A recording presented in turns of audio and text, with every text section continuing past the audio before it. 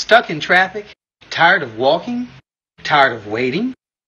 Well, wait no more. Introducing Nakata electric bicycles. Our electric bicycles come equipped with front and rear disc brakes, 13.4 amp-hour lithium batteries, Shimano 7-speed gears, foldable frame, and a heavy-duty cargo rack. Like the bike? Order now for a limited time. Get the Explorer for $19.96 till December 23rd. Call today, 441-234-1087. Live from Bermuda Broadcasting, this is ZBM TV9 News. Good evening, everyone. It's Monday, December the 18th, 2017. I'm Diane Brewer, and thank you for joining us tonight. Topping our news, Britain under pressure to veto Bermuda's decision to overturn gay marriage in favor of domestic partnerships. Governor John Rankin has reportedly referred Parliament's domestic partnership bill to British Foreign Secretary Boris Johnson. At least that's being reported by UK paper The Daily Mail, whose sources say Mr. Rankin, who normally rubber stamps legislation into law, contacted Mr. Johnson asking him for advice. Our Tarai Trott is following the story. Governor John Rankin is under domestic and international pressure to veto the bill, which requires his signature on behalf of the Queen to make it law. Labour MPs in the UK have also placed pressure on the UK government to veto the bill, with Labour MP Chris Bryant, a former minister for the territories, quoted as stating, "Bermuda seems to want to have it both ways. It wants the protection of being a British overseas territory, but it doesn't want to uphold British values and principles." Should the British government side with human rights campaigners and strike down the bill, experts say it would spark a constitutional crisis and calls for independence. Under the Constitution, once the House of Assembly approves a bill, it goes to the Senate for approval. And once this has taken place, it then goes to the Cabinet Office to be sent to the Attorney General's chamber for a final vetting before it is presented to the Governor for royal assent. The Constitution allows Britain to overrule Bermuda's Parliament if it believes legislation would conflict with its international obligations. Walton Brown Jr., the Minister for Home Affairs, told our Jasmine Patterson Friday, despite the pressure, he expects the governor to sign the legislation regardless. Meanwhile, Burn News running a story from overseas in which former U.S. presidential candidate Howard Dean took to Twitter to slam Bermuda's decision on gay marriage and to urge Americans to, quote, find another vacation spot, making reference to Bermuda as a tourism destination. Elsewhere, the Daily Mail quotes a UK Foreign Office spokesperson who affirms his government's support of gay marriage, but concedes however disappointed London may be, it is a matter for the Bermuda government. Tarai Trott reporting for Bermuda Broadcasting News. Meanwhile, political commentator Charles Jeffers believes the governor should not view the bill differently from others and should simply sign it. And he feared the consequences here at home should the governor decide to veto the bill. Here's what he told Tarai Trott. My feeling is that whether it be this particular bill or any other bill which is passed lawfully through our Parliament, through our MPs and senators, I have some strong concerns about signatures being withheld. I feel that this is wrong, and it's going to cause people, I'm sure, a lot of people among our population to start thinking of what our recourse is, because, you know, we don't live in Britain. Britain should take care of its affairs. As long as what we are not, doing is not illegal, is not going against the international laws, Bermuda should have the right to decide what it wants to do or not do for its people. And should the UK government override Bermuda's wishes, Mr. Jeffers predicts calls for Bermuda's independence will be renewed, among other fallout. I, like a lot of people of my age, especially my younger days, were all for independence. For one time, let's go. When I look at what's happening, the opportunities for some of our younger people in the sports arena, the educational costs and so on, it causes you to think. In fact, I'm of the mind that the younger people should be making that decision. But I certainly feel that being dictated to by people who don't have to live here, who say they are British subjects, but remember, they can't just come and live here. So I think that it is wrong, and that I certainly hope that it does not happen. Gay rights campaigners view gay marriage as a human right that cannot be tampered with. In your opinion, why are they wrong? Well, you remember that it was ruled by the European Court that it is not a basic human right. And each country has a right to determine what it wishes to do in that area. And if you look at the number of countries that do not have gay marriage on their books, they far outnumber the countries that do. In other news, former House of Assembly Speaker Ernest Acuto has died at age 91. He passed Friday morning.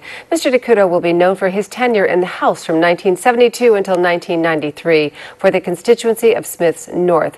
When he ascended to the role of Speaker in 1993, he became the first with Portuguese heritage. And we extend our sincerest condolences to Mr. Acuto's family and friends. And sadly, former police commissioner Jean-Jacques Lemay has died as a result of a highway traffic crash in Ottawa, Canada on Saturday evening. The Bermuda Police Service regretfully announcing the news today that Canadian media reports say Mr. Lemay was involved in a collision with two other vehicles, and a 33-year-old male driver has subsequently been charged with causing death by dangerous driving and impaired driving, along with other offenses. Mr. Lemay served as Deputy Commissioner of the BPS in 1997 and then as Commissioner from 1998 to 2001. He introduced a new promotion process, a grievance policy, and the reintroduction of the Police Cadet Program. Commissioner of Police Mr. Michael De Silva remembers Mr. Lemay fondly and said on behalf of the service, our thoughts and prayers are with Mr. Lemay's wife Lita and her family during this very sad time. Stay with us. More news in tonight's AccuWeather forecast after the break. Blurry-eyed following your eye appointment? Had one too many? Or simply too tired to face the drive home at the end of a long night? There are lots of reasons why you couldn't and shouldn't get behind the wheel. Introducing HomeSafe from Security Associates, the island's only car and driver home delivery service. Reschedule with us and a HomeSafe driver will deliver you and your car right to your door. Whatever your reason for not driving, you can always get HomeSafe. Call 298-2626 for pricing and to find out how you can become a member or visit homesafebermuda.com. Terms and conditions apply. Santa suits. And party hats. Letters sent. Gifts neatly wrapped. It must be Christmas. Let the magic begin.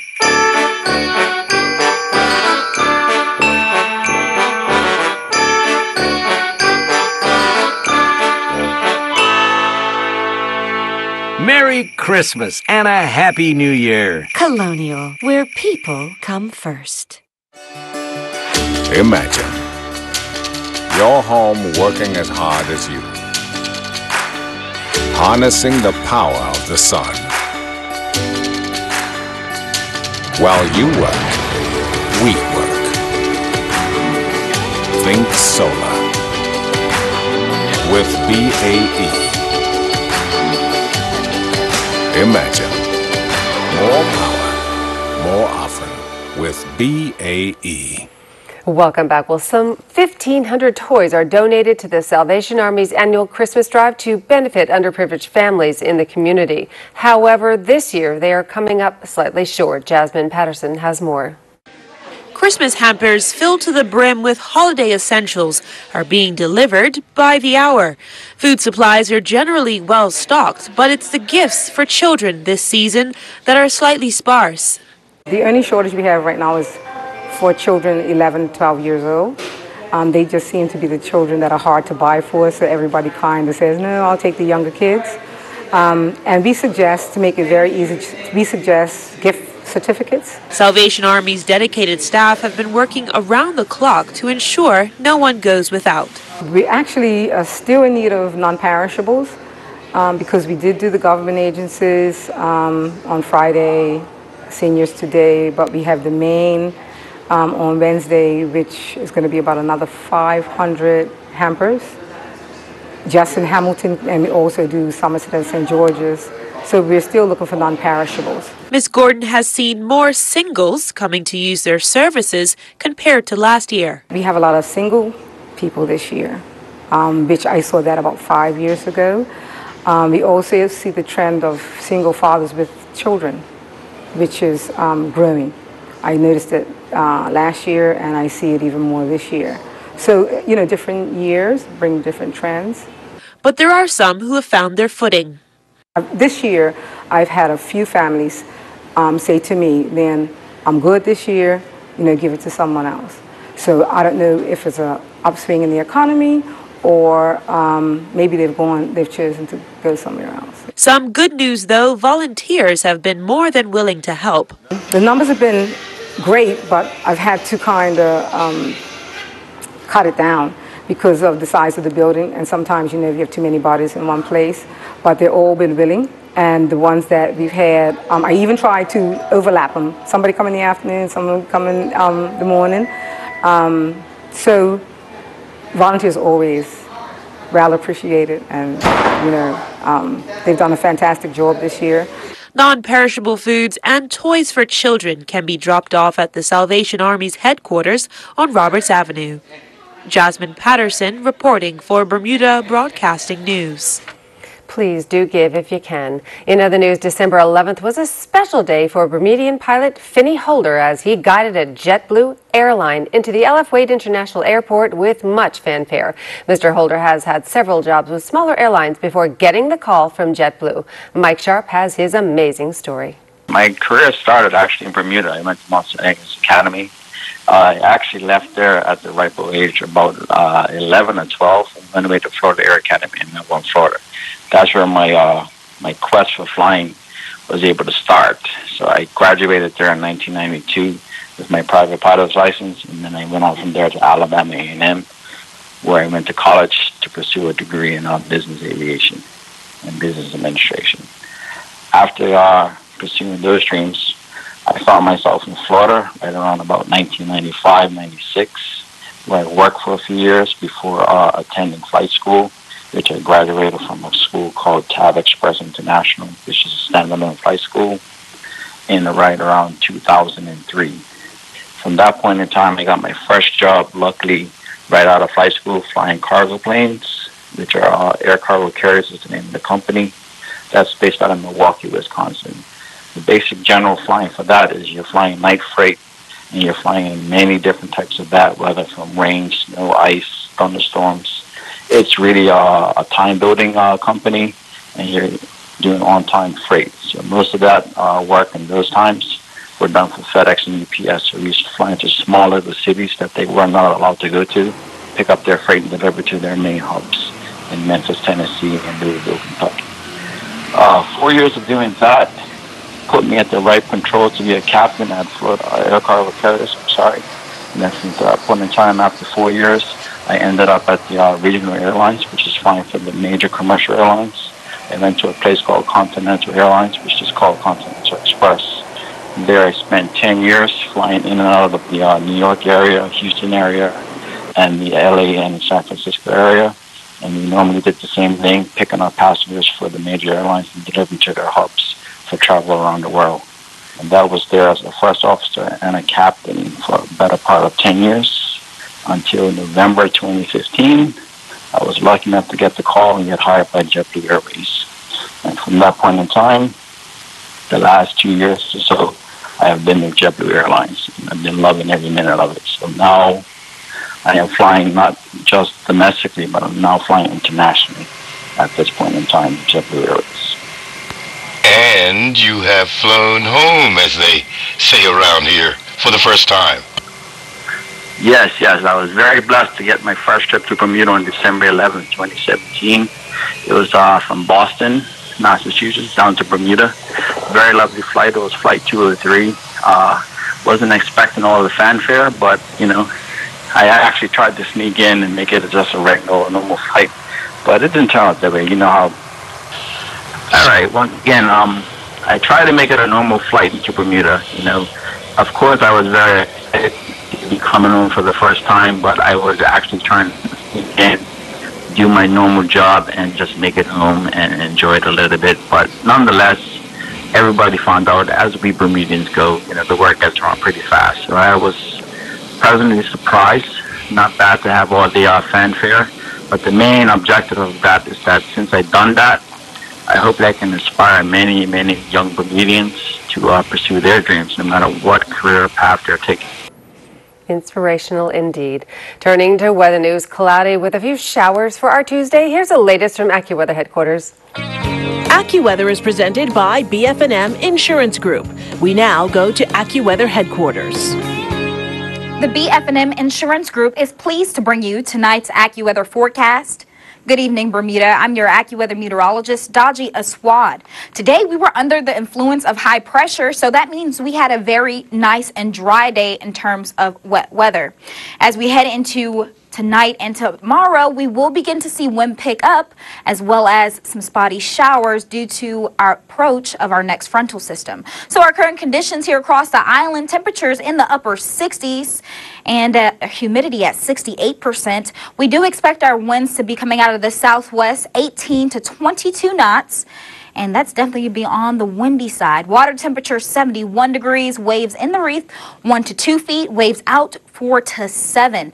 That southwesterly wind will keep us a little warm for our overnight low, so only cooling down to 67 degrees tonight with mostly cloudy conditions. Once again, windy out there, and we'll see some passing showers throughout the nighttime into tomorrow as well. Front comes through tomorrow on your Tuesday, bringing some showers as well as some clouds out there across the island, reaching a high of 73 degrees with a low of 67. And if you're headed on the boat tomorrow, even into tonight, we do have a small craft warning out, so please keep that in mind. That means there will be some choppy conditions due to that southwesterly flow, bringing in some very choppy waters. So your high tide will be expected at 8:36 p.m. tonight. Second high tide at 2:36 a.m. tomorrow. Once again, we do have a small craft warning in place, and that's just to keep you safe out there on the waters and know that that wind is creating some difficulties out there. And if you're headed anywhere, here's a look at a few cities. Toronto, 43 degrees, looking at rain, cooling down to 28 for the low. Miami, sunshine. Mostly sunny skies, rather, with a high of 83 degrees and a low of 69. And if you're headed to London, we're looking at mostly cloudy conditions with temperatures in the 40s for your highs and lows. As for our current conditions across the Caribbean, Jamaica, we're seeing 88 degrees with a low of 75, mostly sunny conditions under the influence of high pressure there. Barbados, cloudy out there, but we could still see a brief shower. And as for Trinidad and Tobago, lot of instability, so that's going to keep us a little wet out towards Port of Spain for tonight, and we'll be cooling down to 72 degrees. As we head into your extended forecast, here's what we can expect. Tomorrow, we'll see a front come through. Wednesday, a break from the wet weather, and then by Thursday, another front come through. It's going to be more impressive in terms of frequent showers we'll be experiencing here across the island. Then as we head into your weekend, that's when we'll see some drying here in Bermuda. Temperatures will remain in the lower 70s for our highs. And be sure to stay tuned to Ocean 89, Power 95, and Inspire 105 for all your latest news and updates. AccuWeather was presented by BF&M Insurance Group.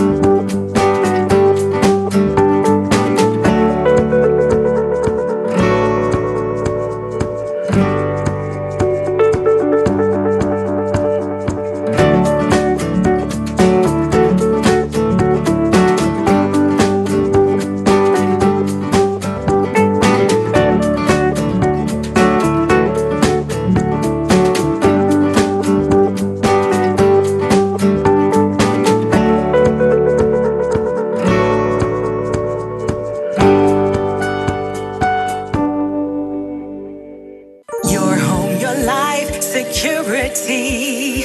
Be fire and burglar free. Right from your phone, monitor, control.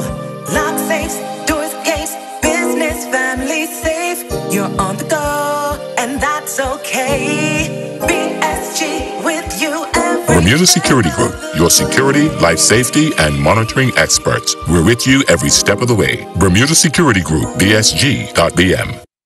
Island Soul, where fashion meets comfort. Island Soul provides fashionable footwear hand-selected by our podiatrist that offers premium comfort. Located at 60 Victoria Street, Hamilton, Island Soul contains a friendly trained staff prepared to assist you with our vast selection of footwear, both male and female, with all sizes and widths available.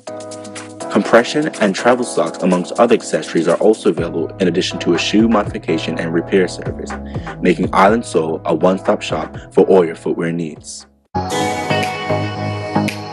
I'm Jody Place, advertising in the car electric bikes in Hamilton, Bermuda. Very cool bike to ride, very fun bike to ride, simple operation. You turn on the battery, turn on the computer, and the bike is basically ready to go. Order now for a limited time. Get the Explorer for $19.96 till December 23rd. Call today, 441-234-1087.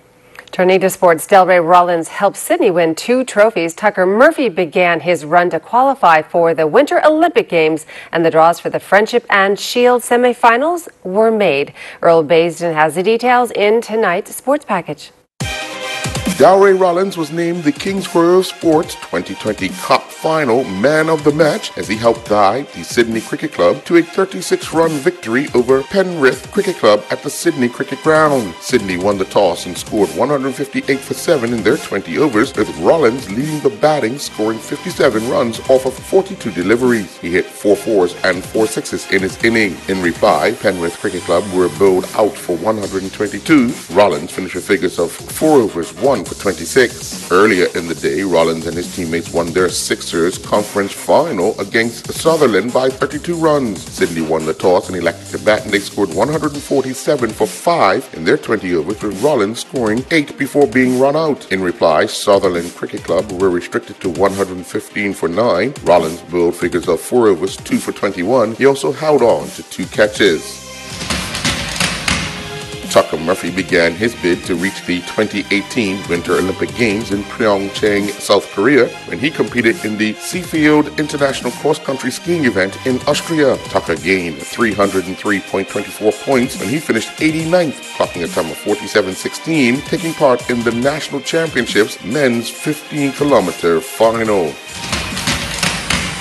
Following yesterday's Bermuda Football Association Friendship and Shield quarterfinal matches, the draws for the semifinals took place earlier today at the Clyde Best Center of Excellence. This was the Friendship draw. PHC.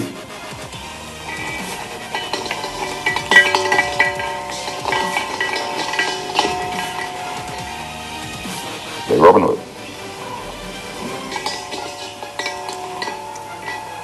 Devonshire Rap. We play North Village. And this was the Shield draw. Paget.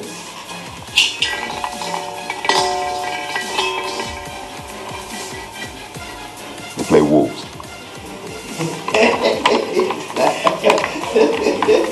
That match will be on Wednesday.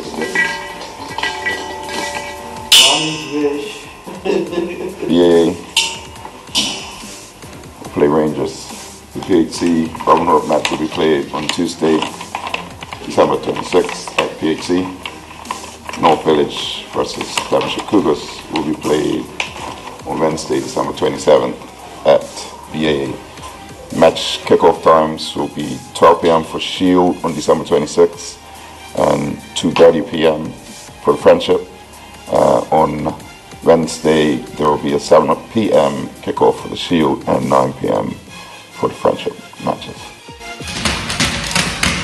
Youngsters Ryan Otterbridge and Tilly Norman are the inaugural J. Donowa 5K road race male and female champions. Otterbridge, who is just 15 years of age, ran to victory, crossing the line in a time of 17:23. Amari Hart finished second, clocking 18:22, and Edward Shrum finished third, stopping the clock in a time of 18:54. 14-year-old Norman crossed the line fifth overall, clocking 20:20. Georgia Wharton was the second female finisher and eighth overall, clocking 21:48. third female finisher was Deborah Norman, who was 11th overall in a time of 22:10.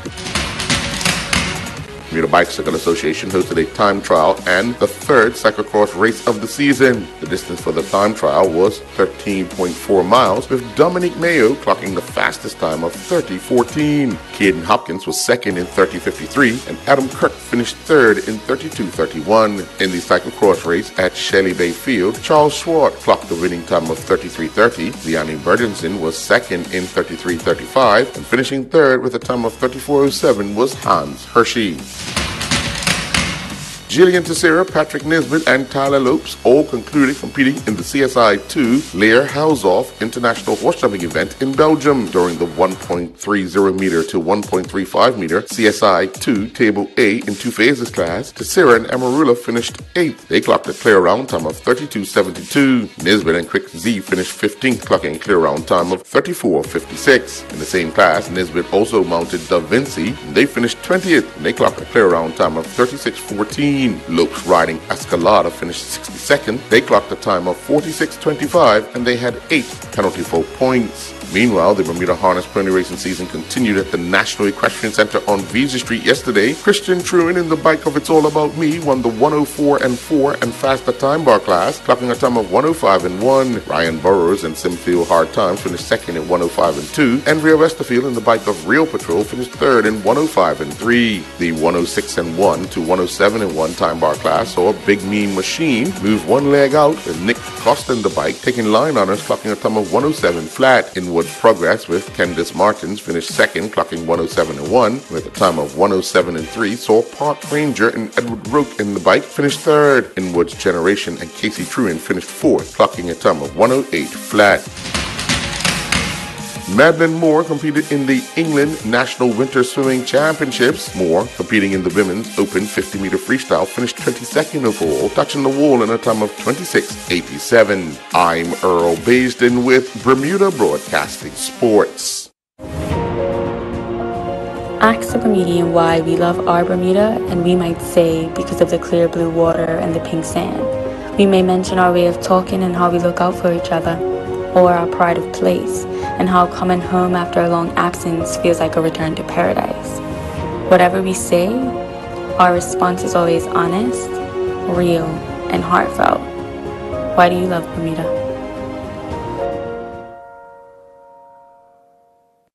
Tune in to ZBM TV Channel 9 on Thursday, December the 21st, and Monday, Christmas night at 8 o'clock for the annual candlelight service from the Old Christ Anglican Church in Devonshire. Enjoy carols and readings highlighting the spirit of Christmas. That's the annual candlelight service Thursday and Monday night at 8 o'clock on ZBM TV 9. In medical news, more people suddenly have high blood pressure, and America's opioid crisis dominated health news in 2017. Meg Oliver takes a look back at the year in health. President Trump declared the opioid crisis a national emergency. Drug overdoses are now the leading cause of death for people under 50 in the U.S. The American Heart Association revised its guidelines for high blood pressure. The new threshold is 130/80, replacing 140/90, which means nearly half of adults in the U.S. have hypertension.